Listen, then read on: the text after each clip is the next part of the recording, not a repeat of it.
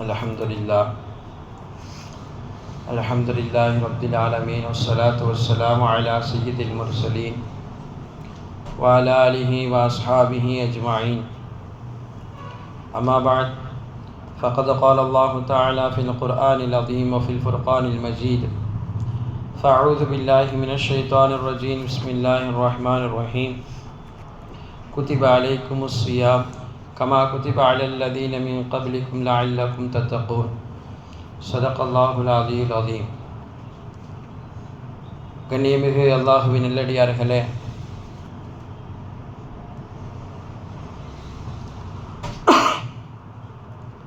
அல்லாஹ்வினுடைய மாபெரும் கிருபையால் சென்ற வாரம் நோன்பினுடைய சட்டத்திட்டங்களை பற்றி பார்த்தோம். அதேபோல் இந்த வாரமும் சென்ற வாரம் நோன்பினுடைய மசாயில்கள், பொதுவாக மசாயில்கள் எவ்வளவு அவசியம் என்பதை பற்றியும், நோன்பு யாரின் மீதெல்லாம் கடமை, யார் நோன்பு நோட்க தேவையில்லை, ஒருவேளை நோன்பு நோக்க முடியாதவர்கள் என்ன ஃபித்யாவாக கொடுக்க வேண்டும் என்பதை பற்றியெல்லாம் பார்த்தோம். அதேபோல் இன்றைய வாரமும் அதைத் தொடர்ந்து முதலில் சஹருடைய உணவை சாப்பிடுவோம். சஹர் சாப்பிட்ட பிறகு ஆரம்பமாக நியத்து வைப்போம். இந்த நியத்து எப்படி வைப்பது, நியத்து வைக்கக்கூடிய முறை என்ன, எவ்வளோ நேரத்திற்குள்ளே நியத்து வைக்க வேண்டும், நியத்து வைக்கவில்லை என்றால் நோன்பு கூடுமா என்றெல்லாம் சட்டத்திட்டங்களை பற்றி தெரிந்தாக வேண்டியிருக்கிறது. பொதுவாக சஹர் சாப்பிடுவதே நோன்புக்காக தான் சஹர் சாப்பிடுகிறோம். அப்போது நியத்து என்பது அவசியமா? முதலில் அதை நாம் யோசிக்க கடமைப்பட்டிருக்கிறோம். அப்படியே உதாரணமாக நம்ம யோசித்து பார்த்தா நமக்கு தெரியும். ஒருத்தர் சஹர் சாப்பிட்றாரு, சஹர் சாப்பிட்டு தூங்கிட்டார், இல்லை ஃபஜர் தொழுதுட்டு தூங்கிட்டார், அவர் நியத்து செய்யலை. ஒரு 10 மணிக்கு எழுத பிறகு அவர் நினைக்கிறாரு, என்ன ஞாபகம் முதல்ல வரும்னு சொன்னால், நம்ம சஹர் சாப்பிட்டோம், சஹர் சாப்பிட்டுட்டு நியத்து வச்சுமா, நியத்து வச்சாதானே நோன்பு, நம்ம தான் நியத்து வைக்கலையே என்ற நிலைக்கு அவர் திரும்புகிறார். அப்போ அவரே என்ன உணர்கிறார் என்று சொன்னால், அப்போது நோன்புனா நியத்து வச்சுருக்கணும், நம்ம நோன்புக்கு நியத்து வைக்கலை. எனவே நியத்து என்பது அவ்வளோ முக்கியம். இப்போ ஒருத்தர் வராரு, இப்போ லொஹருடைய டைமில் வந்து தக்பீர் கட்டி தொழுகிறாருன்னு சொன்னால் அவர் என்ன தொழுகிறாரு, நம்ம இந்த நேரத்தை குறித்து நம்ம சொல்லிடலாம். இப்போ லொஹருடைய நேரமாக இருக்குது, இவர் லொஹர் தான் தொழுவார். ஆனால் உண்மையில் அவர் லொஹர் மட்டும்தான் தொழுக முடியுமா அந்த நேரத்தில்? அவரை ஹாஜத் நஃபில் தொழுகலாம், அவர் கதாவான எவ்வளவோ தொழுகை தொழுகலாம், அவர் வேறு ஏதாவது இஸ்திகாரா தொழுகலாம். ஒரு சஃபருக்கு போக வேண்டியதாக இருக்குது, அர்ஜென்ட்டாக வந்து தொழுதுட்டு போகலான்னு பள்ளிக்கு வந்து தொழுதுட்டு போவார். ஆனால் இவ்வளவு தொழுகைக்கு இடன்பாடாக இருக்கிறதுனால அவர் என்ன தொழுகிறாருன்றதை அவர் நியத்து வைக்கணும். இல்லைன்னா தொழுகைக்கு இடையிலே கூட தொழுகையை மாற்றக்கூடிய நிலைமை உண்டாகும். நியத்தே ஒருத்தர் வைக்கல, தக்பீர் கட்டி தொழுகிறார், லொஹர் தொழுதுகிட்டே இருக்கிறாருன்னு சொன்னால் திடீர்னு 2வது ரக்காயத்தில் அர்ஜென்ட்டாக போக வேண்டியது, அத்தையாத்தில் ஞாபகம் வருது, ஒரு கடையை பூட்டாமல் வந்துட்டோம் வச்சுட்டோம் அப்படின்னும் பொழுது, இல்லை நான் லொஹர் இல்லை, கலாவார தொழுகை, ஃபஜர் தான் தொழுகிறேன் அப்படின்னு முடிச்சுட்டு போயிடலாம். இந்த இடன்பாடுகள்லாம் இல்லாமல் இருக்கிறதுனால நீயத் இல்லைன்னா என்ன வேணாலும் தொழுகலான் என்பதற்காக வேண்டித்தான் நீயத் என்பது ரொம்ப அவசியம். அதிலும் ஷாஃபி ரஹ்மத்துல்லாஹி சொல்கிறார்கள், புகாரினுடைய ஹதீஸினுடைய ஆதாரமாக, இன்னமல் அஅமாலு பின்னியாத், எல்லா செயல்பாடுகளிலும் முதலிலே உள்ளே போகுவதற்கு நீயத் அவசியம். நீயத் இல்லாமல் அந்த அமலுக்குள்ளே உங்களால் நுழையவே முடியாது. அதன் அடிப்படையில் தான் ஷாஃபி ரஹ்மத்துல்லாஹி சொல்கிறாங்க, ஒருவர் நீயத்து செய்யலை, எதுக்குள்ளே செஞ்சுருக்கணும், சஹருடைய நேரத்திற்குள்ளே செஞ்சுருக்கணும். இப்போ ஃபஜருடைய பாங்கு சொல்லுது, இவர் தூங்கிட்டாரு, ஃபஜருடைய பாங்கு சொல்லணும்னா இந்த வந்து நியத்து சொல்லலையே அப்படின்னு ஞாபகம் வந்துச்சுன்னா இப்போ அவரால் நோன்பு வைக்க முடியாது, ஃபஜருடைய நேரம் ஆரம்பித்து விட்டது. இப்போ ஃபஜருக்கு முன்னாலே ஷாஃபி ரஹ்மத்துல்லாஹி நியத்து செய்வது கடமை என்று சொல்கிறார்கள். சஹருடைய நேரத்துக்கு உள்ளே நியத் செய்ய வேண்டும். ஃபஜர் தொடங்கி விட்டது என்றால் நியத் செய்ய முடியாது. இப்போ நியத் செய்யலைன்னா அவருடைய நோன்பு கூடாது.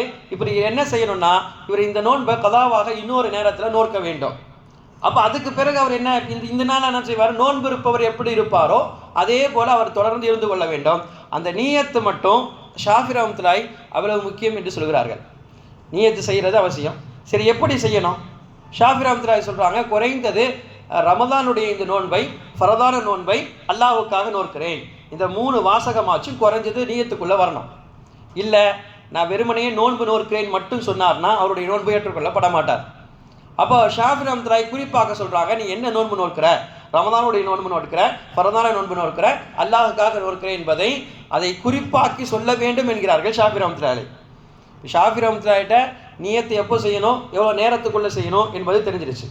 அதே போல் அபூ ஹனீஃபா ரஹ்மத்துல்லாஹியுடைய சட்டம் அவர்கள் என்ன சொல்கிறார்கள் என்றால், இதே போல் ஒருவர் சஹர் சாப்பிட்டாரு, இல்லை சஹர் முடிஞ்சோடனே ஃபஜ்ரும் தொழுதுட்டார், தொழுத பிறகு உறங்கி விட்டார், நியத் செய்யலை, ஒரு 10 மணிக்கு எழுகிறார், எழுந்தோன்னா தான் அவருக்கு ஞாபகம் வருது நம்ம நியத் செய்யலையே அப்படின்னா அபூ ஹனீஃபா ரஹ்மத்துல்லாஹி சொல்கிறாங்க இப்போ கூட அவர் நியத் செஞ்சுக்கலாம். லொஹர் முன்னாலையும் வரையும் நியத் செய்வதற்கு அவருக்கு சந்தர்ப்பம் இருக்கிறது, அவர் செய்து கொள்ளலாம் என்கிறார்கள் அபூ ஹனீஃபா ரஹ்மத்துல்லாஹி. நியத்தை அப்போ செஞ்சுட்டா கூட, ஆனால் அதுக்கு ஒரே ஒரு நிபந்தனை என்னன்னா, அதற்குண்டான நேரங்களிலே அவர் எதையும் சாப்பிட்ருக்கக்கூடாது.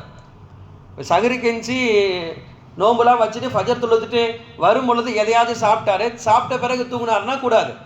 ஆனால் அப்படி இல்லையே, சஹரு வந்துச்சு ஃபஜர் தொழுதுட்டு தூங்கிடுவோம், எதையும் சாப்பிட்ருக்க மாட்டோம், அப்புறம் ஒரு 10 மணிக்கு எழுந்திருப்போம். இந்த மாதிரி நேரத்தில் அவர் நியத்து செய்து விட்டு நோன்பை தொடரலாம். இந்த விடி சஹர் என்று சொல்வார்களே, அந்த விடி சஹர் என்பது அபூ ஹனீஃபா ரஹ்மத்துல்லாஹி கூடும், ஷாஃபி ரஹ்மத்துல்லாஹி கூடாது. ஏன்னா ஷாஃபி ரஹ்மத்துல்லாஹி நியத் என்பது அவசியம். நியத்து வைப்பது அபூ ஹனீஃபா ரஹ்மத்துல்லாஹி எப்படி வைக்கணும்? ஷாஃபி ரஹ்மத்துல்லாஹி சொன்னோம், அவர் ஃபரதான நோன்பை, ரமதானுடைய நோன்பை அல்லாஹ்வுக்காக நோக்கிறேன் என்று சொன்னால் போதும். அபூ ஹனீஃபா ரஹ்மத்துல்லாஹி சொல்கிறாங்க, அவர் நான் நோன்பு நோக்கிறேன் என்று நியத்து வச்சா கூட போதும், ரமதானுடைய ஃபரதான நோன்பை அல்லாஹ்வுக்காக நோக்கிறேன், அவ்வளவு சொல்ல வேண்டிய தேவையும் கிடையாது. அவர் என்ன சொன்னால் போதும், அது சிறப்புக்காக வேண்டி சொல்கிறோம், நியத் நோன்புக்காக நான் நியத்து வைக்கிறேன்னு சொன்னால் போதும் ரமலான் மாசத்தில். ஏன் இங்கே இடன்பாடு வரலையா? இங்கே இவர் ரமலானுடைய நோன்பு சொல்ல வேணாமா என்று கேட்டால் அபூ ஹனீஃபா ரஹ்மத்துல்லாஹி சொன்னாங்க, நீங்கள் ரமதானுடைய மாதத்தில் எந்த நோன்பு வச்சாலும் இந்த ரமதானுடைய நோன்பு தான். நான் நேர்ச்சை செஞ்ச நோன்பை இப்போ வைக்கிறேன் அப்படின்னு ஒருத்தர் நேர்ச்சை செய்கிறாருன்னா அவர் நேர்ச்சையே கூடாது, அது ரமதானுடைய நோன்பாக மாறி போயிடும். ஹாஜத்து நோன்பு வைக்கிறேன் அப்படின்னு நியத் செஞ்சார்னா அவர் நியத்து கூடாது, அது ரமதானுடைய நோன்பாக மாறி போயிடும் என்பார்கள் அபூ ஹனீஃபா ரஹ்மத்துல்லாஹி அலைஹி. இப்போ இந்த வித்தியாசத்தை உணர்ந்து அந்த நேரத்திற்குள் நம்முடைய நோன்பை சரியாக வைக்க வேண்டும். அதே போல் இன்று இதெல்லாம் சொல்லக்கூடிய சத்தங்கள் என்பது பலவாரியாக நம்மளுக்கு இருக்கக்கூடிய சந்தேகங்கள். இந்த சந்தேகம்லாம் நமக்கு உள்ளத்தில் இருந்துக்கிட்டே இருக்கும், யார்ட்டையாச்சும் கேட்கலாமே. அதே மாதிரி அது போன்ற சட்டங்களை மட்டும்தான் இங்கு பேசப்படுகிறது. அதுபோல் அதிகமாக இன்றைக்கி பேஸ்ட்டு வச்சு பல் துலக்குவது உண்டு. இப்படி பல் துலக்குனா கூடுமா என்றால், இது பல் துலக்காமல் இருக்கிறது ரொம்ப நல்லது. பொதுவாக நோன்பை முறுக்கக்கூடிய காரியங்கள் எப்படி செய்யக்கூடாதோ அதுபோல் நோன்பை எதெல்லாம் முறிக்கிறதோ அந்த மாதிரி காரியங்களும் செய்யக்கூடாது. இப்போ பல் துலக்கிறதுனால என்ன ஆகும்னா, அதனுடைய அந்த டேஸ்ட், அந்த ருசி என்பது உள்ளே போகிறதுக்கு அதிக வாய்ப்பு இருக்கிறது. உள்ளே போனால் தான் நோன்பு முறியும். ஆனால் உள்ளே போகுமா? நம்ம துப்பிட்டா போகாது, துப்பாமல் அதனுடைய சில விதமான விஷயங்கள் உள்ளே போயிடுச்சுன்னா நோன்பு முறிச்சிடும்.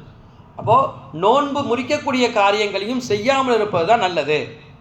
இது ஒரு அழகான ஒரு உதாரணம் சொன்னால் நல்லாயிருக்கும். அதிகமாக வாலிபர்களும் இருப்பதனால் சொல்வது ஏதுவாக இருக்கும் என்று நினைக்கிறேன். பெருமானார் ஸல்லல்லாஹு அலைஹி வஸல்லம் ஒரு வயோதிக சஹாபி வந்து கேட்கிறார், யார ரசூலுல்லாஹ், நான் நோன்புடைய காலத்தில் என்னுடைய மனைவிக்கு முத்தம் கொடுக்கலாமா என்று கேட்கிறார். பெருமானார் ஸல்லல்லாஹு அலைஹி வஸல்லம் அவருக்கு சொன்னார்கள், வயோதிகமான சஹாபி, அவருக்கு அனுமதித்தார்கள், முத்தம் கொடுக்கலாம், நோன்பு முறியாது என்று சொன்னார்கள். இதே சட்டத்தை புது மாப்பிள்ளை வந்து கேட்குறாரு, அவருக்கு நிக்கா ஆகி ஒரு மாதம் 4 நாள் 5 நாள் தான் ஆகுது. அவர் வந்து கேட்கிறாரு, யார ரசூலுல்லாஹ், என் மனைவிக்கு நான் முத்தம் கொடுக்கலாமா, நோன்பு வச்சுருக்கேன். அப்போ ரசூலுல்லாஹி ஸல்லல்லாஹு அலைஹி வஸல்லம் அவருக்கு சொன்னாங்க, நீங்கள் கொடுக்கவே கூடாதுன்னா. இப்போ அவருக்கு கொடுக்கலான்றது, இவங்களுக்கு கொடுக்கக்கூடாதுன்றது இது என்ன சட்ட வித்தியாசம் என்றால், இதைத்தான் விளங்க வேண்டும். நோன்பு முறிக்கக்கூடிய காரியம் என்பது வயதானவர்கிட்ட நடக்காது. அவர் வந்தார், கொடுத்தாரு, போனார், முடிச்சிடுவார். ஆனால் ஒரு வாலிபன் கொடுக்கக்கூடிய முத்தம் என்பது அப்படி அதோட ஸ்டாப் ஆகுமான்னு சொல்ல முடியாது.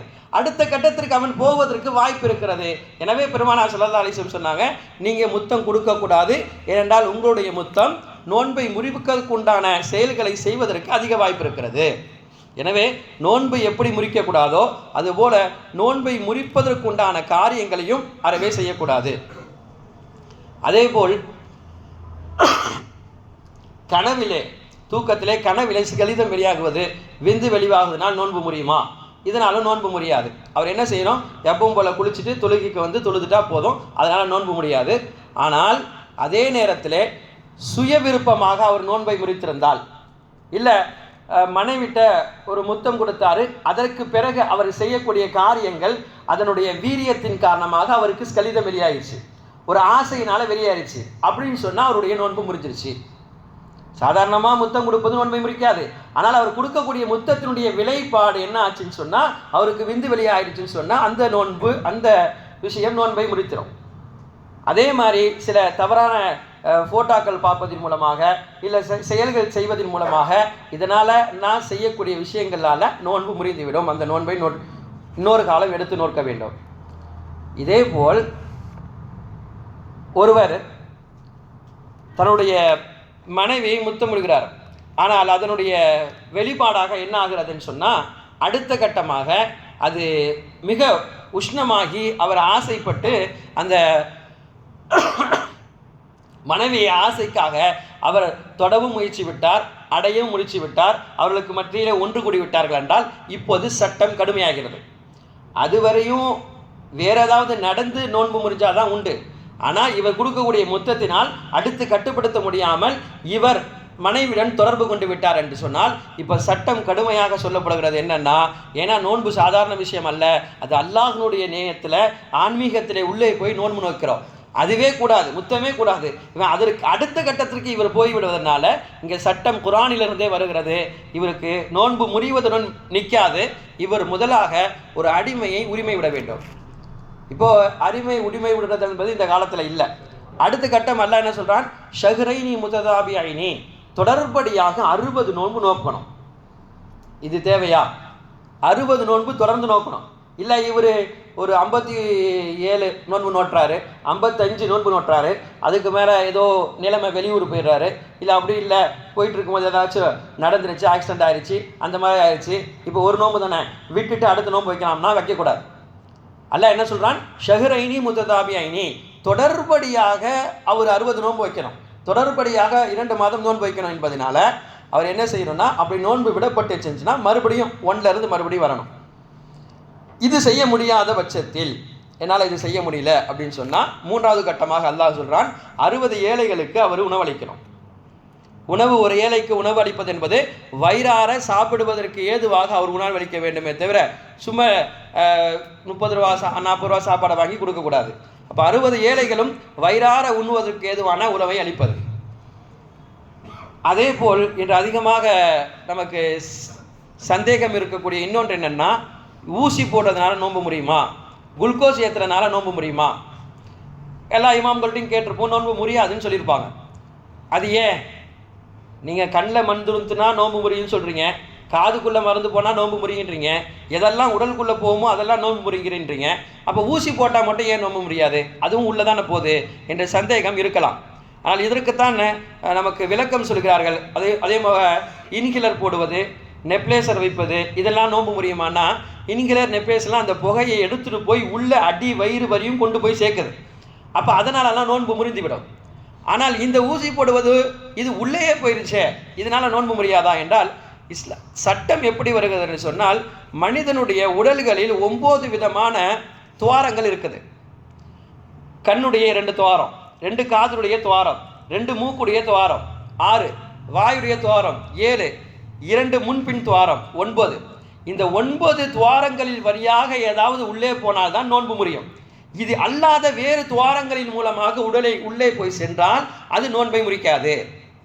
இப்போ இந்த 9 துவாரங்கள் வழியாகத்தான் உள்ளே போனால் நோன்பு முறியும்னா, இது இல்லாமல் வேறு துவாரங்கள் இருக்குதா என்று நினைக்கலாம். சொல்கிறார்கள், கோடிக்கணக்கான துவாரங்கள் இது இல்லாமல் இருக்குது.